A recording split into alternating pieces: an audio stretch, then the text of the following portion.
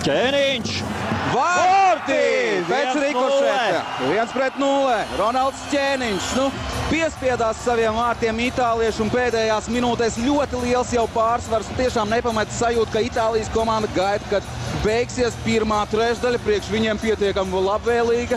0-0, bet tā nebūs. Ronalds Ķēniņš gūst savus pirmos vārtus pasaules čempionātos un izvirza Latvijas izlases vadībā. Pagājušajā pasaules čempionātā viņš neguva nedz vārtus, nebija viņam arī rezultīvu piespēļu.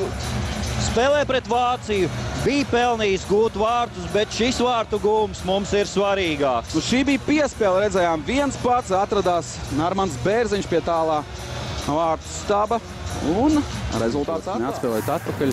Bet Ķēniņš iegūst ripu, piespēle Bārtulim, Bārtuļa metiens, vārtī! Meijā!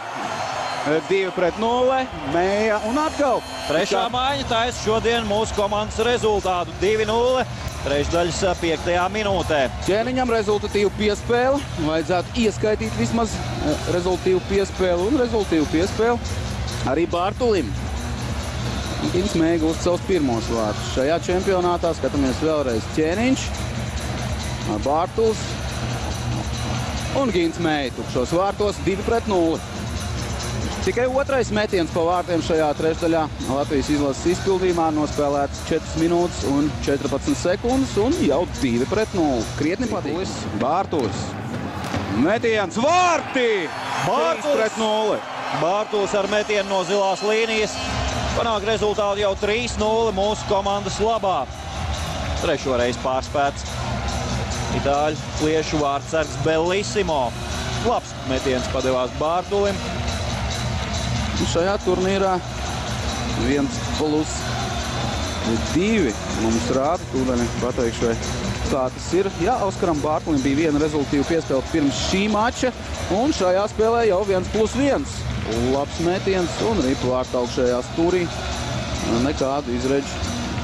Atkal šķiet neliels rikošets. Atkal ripa nedaudz skar itāliešu spēlētāji, bet tās ir itāliešu problēmas. Sezonu Šveicē, bet nevis elites, jeb augstākajā Šveices līgā, bet gan otrajā. Uzbrukums Indrašīs! Vārtī! Miks Indrašīs, 3 spēles, 3 gūti vārti un tālā piespēle teicama. Teicama tālā piespēle 4-0 un tas ir nopietnas pieteikums uzvarai. Un, ja mūsējie šodien uzvar, uzreiz var pateikt, mēs šīs dienas noslēgumā būsim 3. vietā mūsu grupā. Skaisti izdodas Mikam apspēlēt Bellissimo. Jau 2 labi vārtu gūšanas momenti viņam šajā spēlē bija, un šajos dueļos pārāks bija Bellissimo, bet ātri mācās Miks Indrašs, izkodas viņš ir Bellissimo, un skaists vārtu gūms, un arī teicama tālā piespēle. Neparādīja mums atkārtojumā, kurš tad īsti izdarīja šo tālo piespēli. Iespējams, ka tas bija atkal Oskars Bārtuls. Tādā gadījumā arī viņam jau 3 rezultatīvitātes punktus šajā mačā. Ļoti labs sākums trešajā. Atkal dodas. Tagad jau pārspēt Tragustu. Izdevās saglabāt ripu kontrolē, bet tā ir pretinieku komandas zonā. Galviņš. Neizdara metienu Galviņš. Indrašim. Rēdlīgs. Bloķēt šī ripa sāpīgi ir Itālija. Vārtīgi! Krišjāns Rēdlīgs 5-0.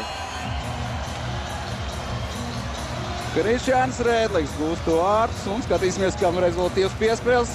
Miks Indrašs atradās uz laukuma, varbūt būs tikpat punkti, cik Jevgeņijam Malkinam. Ņemot vērā to, ka vairāk gūto vārtus, tad rezultīvo spēlētāju sarakstā viņš jau varētu būt arī priekšā. Miks Indrašs atspēlē atpakaļ, un Mikam Indrašim būs rezultīva piespēle. Tas nozīmē, ka Indrašim 5. rezultīvitātes punkts.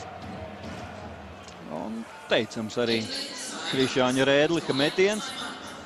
Un tagad Itālijas galvenajam trenerim Rikam Kornākijam ir jāņem 30 sekundžu pārtraukums. Ļoti labi, ka mūsējie nesamierinājās ar šādu 3-0. Jāturpina spēlēt, jādara tas, ko mūsējie prot, un kā redzam, prot stipri vien labāk nekā Itālija.